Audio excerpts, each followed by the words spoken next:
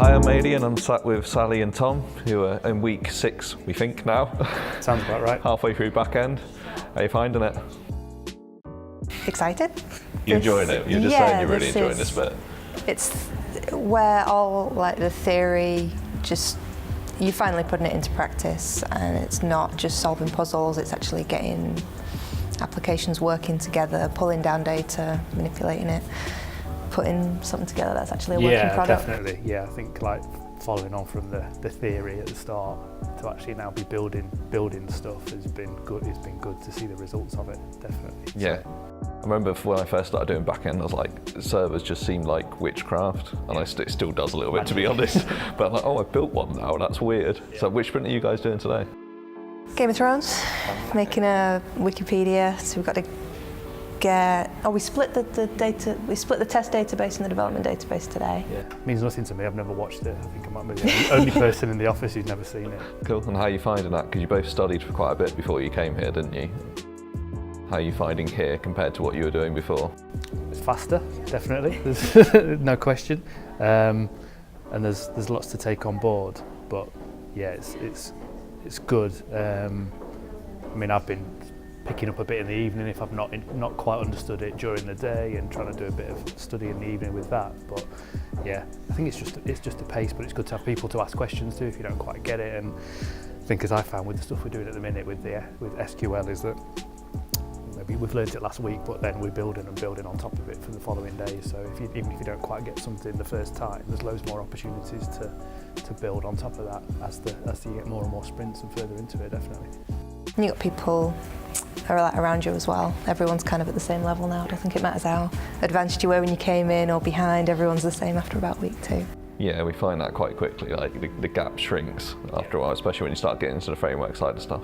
Well, it's like you were saying about like when you're studying on your own, a lot of the tutorials online, they're beginners, and they're introductions for beginners, and that's totally great. But once you've done 7 or 8, you're still going over the same stuff, and there's no one who's willing to make a tutorial for intermediate. Yeah. There's no, it's like, here's how to do a header in HTML, here's how to change the colors, here's how to write a function, go set up a server. And you're just expected to make that leap. And I think in Northcoders, yeah, you make that leap in about 48 hours. But and then you have another leap to make.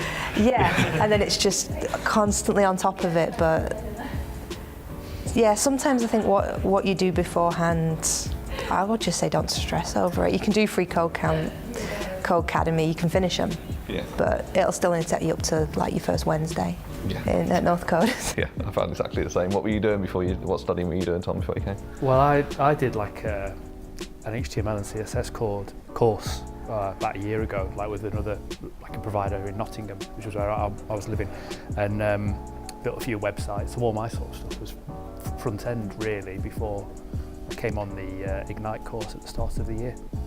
So it was mainly front end, and that was a real introduction to sort of real programming languages, and then started doing more and more courses, like Sally said, more online things, and then I think you reach a certain point with it, don't you, where you can't really progress too much further because it's a bit of a bigger leap, and like you say, nobody's made any of these intermediate courses to help you do that. So yeah, so the pre-course stuff as well, that was a bit more of a further step as well to get you a little bit more into the sort of programming side and the back end stuff. But yeah, that was my lead up into it, and it's been just a step up ever since, really.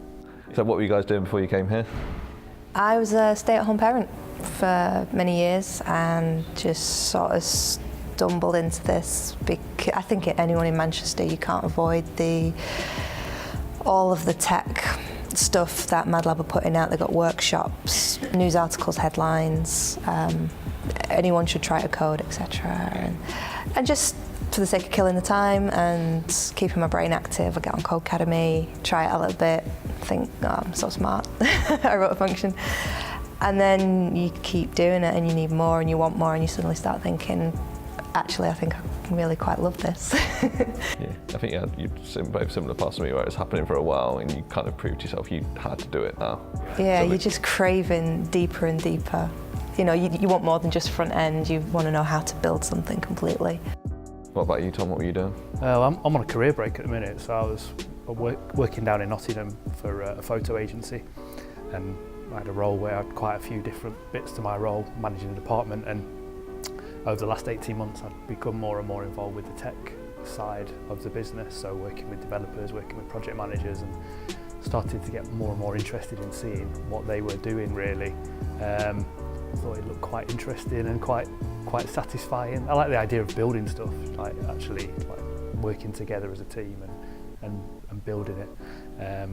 So I've kind of seen it and been a small part of it in the corporate world and see how that works, whilst also learning myself on the side, and thought, okay, yeah, it looks interesting, so I want to give it a whirl. Yeah, you still only going to learn so much, aren't you? There's only so much you can teach yourself, but like I say, there's little bits, little nuggets you give someone else, and often just saying it out loud, you crystallise your own thoughts and actually solve your problem before you finish your sentence. Yeah, that's it. Just vocalising it just really helps.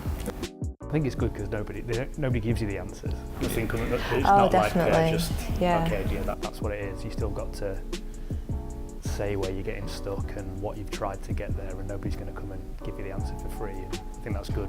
Like all the Northcoders in residence, and people have been you're still making work the answer out for yourself, so you learn from it as well, rather than just sort of.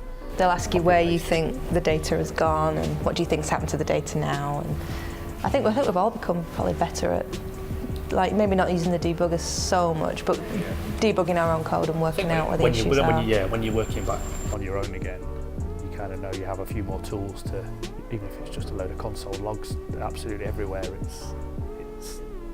you're starting to see patterns and where things should be or where it might be going wrong, so you start to debug a lot quicker. I think that's what I've found, definitely.